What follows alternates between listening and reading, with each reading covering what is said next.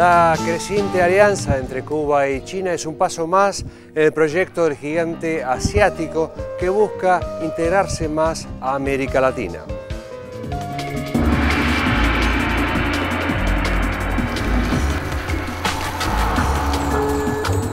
En tiempos de recesión global e incesantes demandas energéticas, Cuba y China están trabajando para profundizar el carácter estratégico de sus relaciones bilaterales, que tienen fundamentos sólidos en lo político y lo económico. La alianza entre ambos países es, por un lado, parte del sostenido proyecto chino de establecer vínculos comerciales con América Latina como destino para sus inversiones, y al mismo tiempo le permite a La Habana asociarse al crecimiento del gigantesco asiático y beneficiarse de su explosivo desarrollo, eludiendo de esta manera los efectos del anacrónico embargo con el que Estados Unidos castiga a la isla caribeña.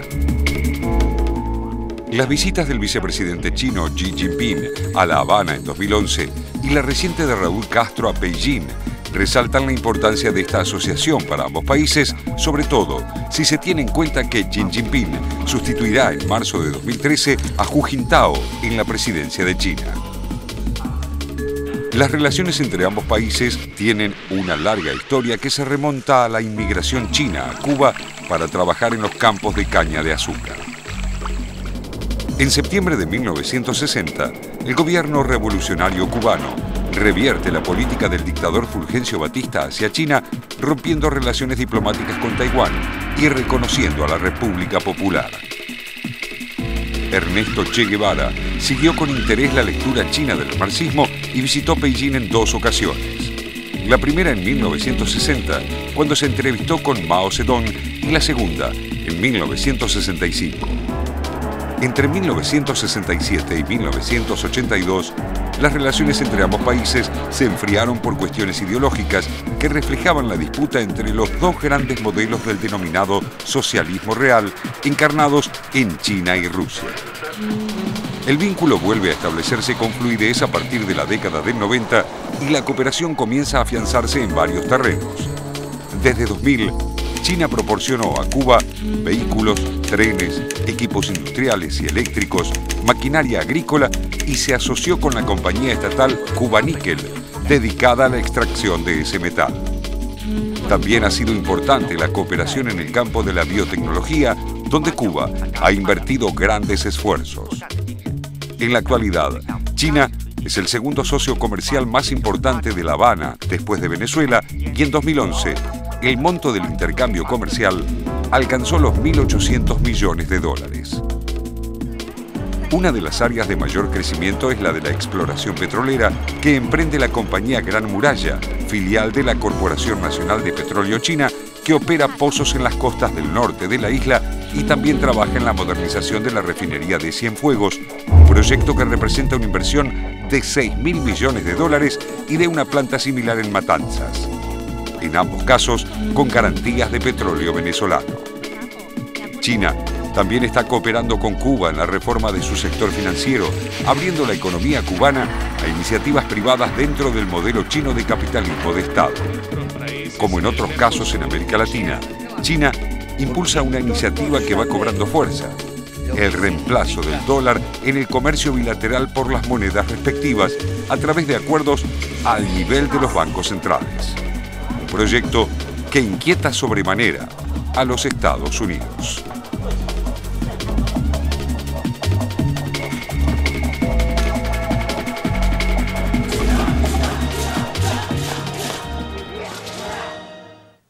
Es interesante este viaje de Raúl Castro porque va a 3 países con los que Cuba tuvo tradicionalmente muchísimo contacto de diferentes momentos de historia y con diferente intensidad.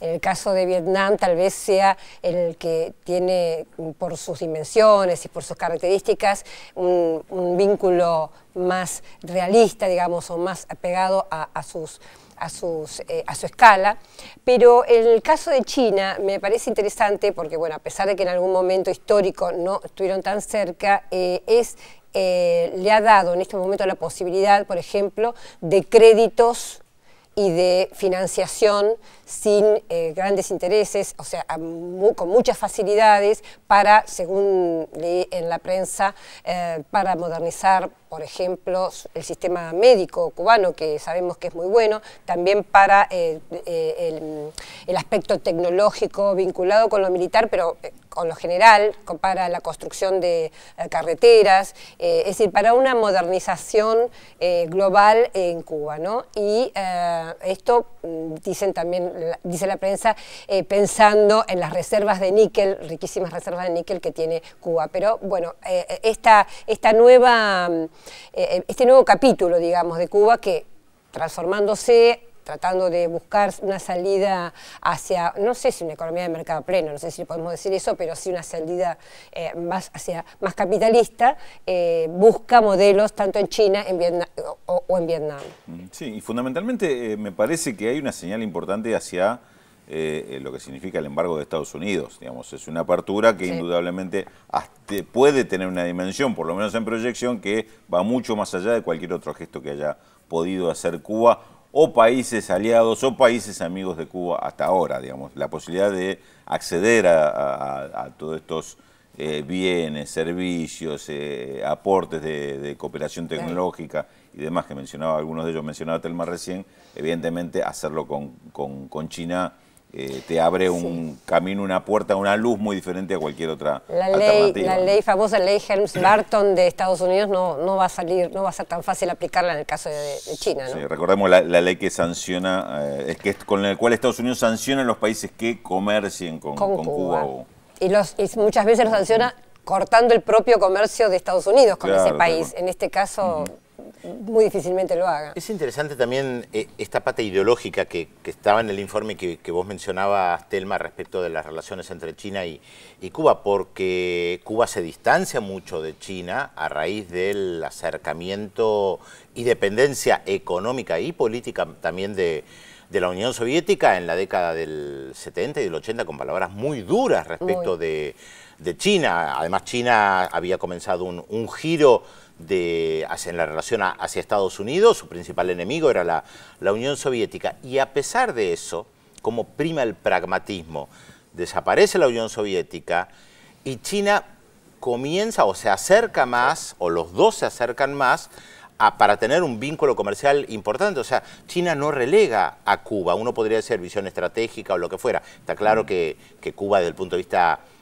económico, no representa ni un gran mercado para productos, ni para grandes inversiones, si uno lo compara con el resto de América Latina. Y sin embargo, tanto los chinos como los cubanos pudieron salvar esas distancias, esa diferencia que tenían en los 70 y los 80 y mantener ese vínculo, lo mismo que tiene Cuba con Vietnam, a pesar de que está claro que hoy tanto en Vietnam como en China hablan de capitalismo. Sí, además, digamos, que en cuanto al gesto de China también hay que tener en cuenta, por algo que comentábamos fuera del aire mientras veíamos el informe, del tema de que China no es que necesite de Cuba para tener una pata en Latinoamérica, porque tiene una relación muy fluida, inclusive hasta con el propio Brasil, la potencia más importante de la región, la tiene con Argentina y con otros países donde el intercambio comercial es mucho más que fluido, inclusive es el primero o segundo socio comercial de alguno de estos países, ¿no? Y sin embargo, bueno, Cuba, como decía Pedro, sin un interés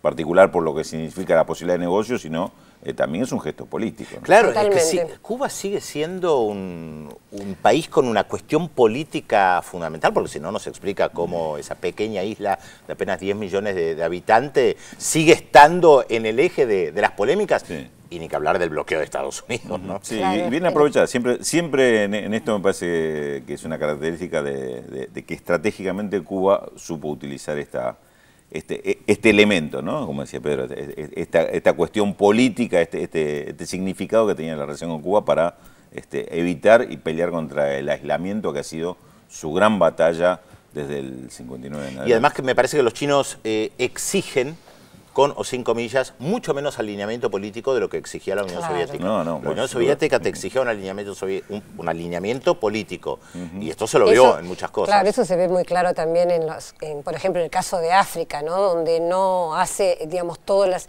los requisitos de Europa o de Estados Unidos con respecto a los países africanos, que si tienen tal política, que si los derechos humanos. En el caso de China no le importan las políticas que tengan los distintos países, digamos, la relación pasa más por lo comercial, y yo creo que de última en lo en lo estratégico. Sí, ¿no? incluso en el caso de Libia se vio eso. Parte de la protesta de Rusia y de China respecto de la intervención de la OTAN en Libia tenía que ver con sus cuestiones económicas, de perder un lugar que habían ganado con mucho esfuerzo durante años. Ahora lo que se comentaba también respecto de este viaje de Castro, de Raúl Castro, era que buscaba, como decía yo antes, un modelo, ¿no? Un modelo de salida posible, es decir, países comunistas que buscan una forma de economía distinta. Y en este sentido se decía que Vietnam era más afín en el sentido de la escala y del tipo de país, que es que no puede compararse obviamente Cuba con un país gigante como China.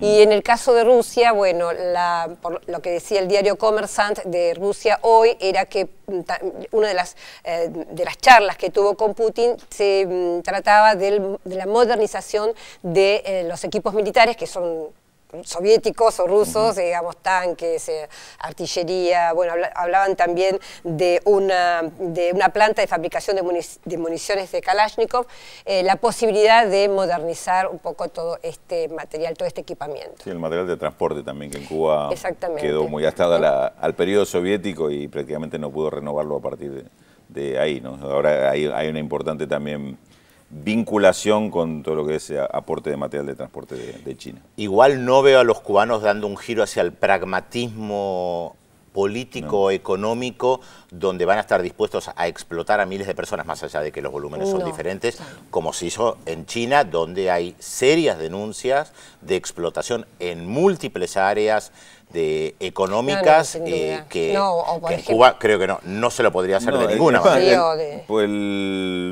Aporto esto nada más. El modelo chino hace rato que es una de las materias, principales materias de estudio de los analistas cubanos, indudablemente. Nunca terminaron de comprarlo, digamos. El modelo exactamente. Sí lo analizan mucho desde el punto de vista de cómo esto configura una geopolítica distinta del mundo, ¿no? Pero no como un modelo importable, sobre todo, obviamente, no solo, como decía Telma, por la dimensión de país, sino que el modelo en sí no tampoco. Y una cuestión de principios. Es una concepción que también... Claro, porque yo le quería agregar al tema de la explotación, también el tema, por ejemplo, de la destrucción del medio ambiente, como es China, que es terrible. El tema medioambiental no se tuvo piedad. No creo que Cuba esté en esa línea tampoco.